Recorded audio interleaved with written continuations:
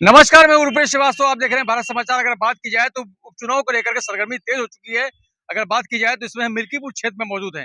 ये सब पत्रकार बंधु हैं जो चर्चा कर रहे हैं चुनाव की। और जिस तरह से बात किया जाए तो क्या आंकड़ा रहेगा, किस तरह रहेगा, हम बात करेंगे। कैसा माहौल है बताइए। देखिए, माहौल तो पासी बनाम पासी का है। और सांसद जी के पुत्र भी एक लड़ रहे हैं, अजीत प्रसाद जी। हम लोग कई गांव में घूमे, सबसे बड़ा फैक्टर ये निकल के आया है कि मिल्कीपुर में जो है बसपा का कोई कैंडिडेट नहीं है।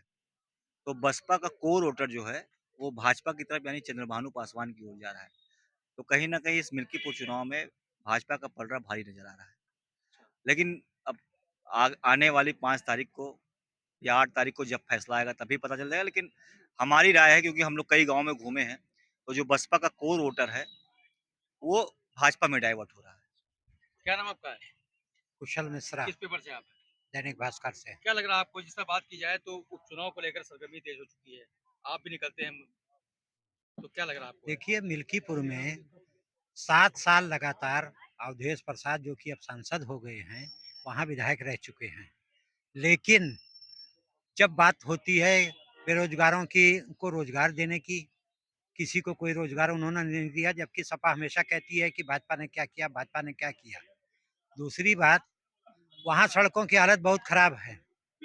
ये हमेशा किसानों को केवल भड़काते आए, 7 साल केवल ये कि गाय गोरू शब्द करते रहे। लेकिन कहीं पर इन्होंने कोई भी पशुशाला नहीं खुलवाई कि जिससे जो है पशुओं को ले जाकर किसान वहां रखे। अपनी गलतियों को तो ये छुपाते हैं, दूसरे की गलतियों को उछालने की कोशिश करते हैं। तो हम ये कहते हैं कि वहां पर देखिए, अब की बसपा लड़ नहीं रही है। हरिजन सीट होने के कारण हरिजन ही लड़ रहे हैं। ऐसे में जनता में अगर दलित वोटों का ध्रुवीकरण हुआ तो निश्चित रूप से जो है वो भाजपा के पलड़े में भी जा सकता है। एक सूरज चौधरी भी लड़ रहा है, कुछ वो भी खाएगा। भोला लड़ रहा है, वो भी कुछ खाएगा। इस तरीके से निश्चित रूप से जो है वो दलितों के वोट बटेंगे। दलित में पासी और पूरी सब आता है, तो दलितों को वोट बटेंगे। और दूसरी बात, ब्राह्मण का कहा तो जाता है ब्राह्मणों का वोट भाजपा का है। अगर ब्राह्मण ठाकुर मिलकर और कुछ दलित मिलते हैं तो भाजपा जीत सकती है, अन्यथा कांटे की लड़ाई है। आप बताइए, जिस तरह लोग कह रहे हैं कांटे की लड़ाई चल रही है, क्या चल रहा है? देखिए, ऐसा है कि हमें नहीं लगता कि लड़ाई है, क्योंकि अगर पासी समाज पैसे लड़ा है अभी तक, जिससे हम लोगों ने कमी किया देखा है वहाँ पर, तो ब्राह्मण का ज्यादा वन था ये। लेकिन अब जो है ब्राह्मण भी जो है भाजपा के पक्ष में बात की जाएगी। लेकिन कहीं ना कहीं अवधेश प्रसाद यानी उनके पुत्र अजीत प्रसाद को जो है हरा पाना बहुत मुश्किल होगा, क्योंकि 9 बार का विधायक और 6 बार का कैबिनेट और मौजूदा सांसद है। तो ऐसे में उनको हरा पाना बहुत मुश्किल है। और फिर भी आपको याद है भाजपा पूरी ताकत झोंक रखी है, लेकिन हमें नहीं लगता कि हरा पाएंगे। आप तो रहते हैं, मिल्कीपुर में टहल रहे हैं, घूम रहे हैं, देख रहे हैं माहौल कैसे क्या है। लगता नहीं तीन तीन जो है, अगर बात की है, चेहरों को उतारा गया, तीनों दलित हैं और दलित वोट क्या बटेगा? बिल्कुल बटेगा, क्योंकि जो ध्रुवीकरण होना है वो कुल मिला के जो बंटवारा होगा, क्या कहते हैं, मत मत का, तो मत के बंटवारे में दलित वोटों का ही बंटवारा होना है। इसीलिए बीजेपी पूरी तरीके से अब फोकस कर रही है सवर्ण वोटों पर।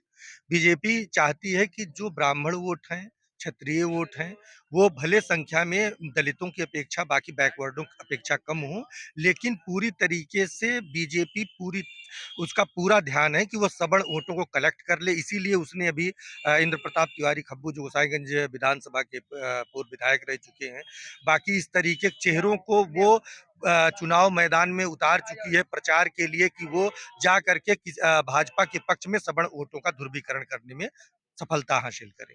जिस तरह बात किया जाए तो बसपा की जो पार्टी है उसने अपने प्रत्याशी तो उतारे नहीं है, क्योंकि वहां से चुनाव ने मना कर दिया है। तो लगता नहीं बसपा के जो वोटर हैं वो क्या बटेंगे, सपा में या भाजपा में जाएंगे?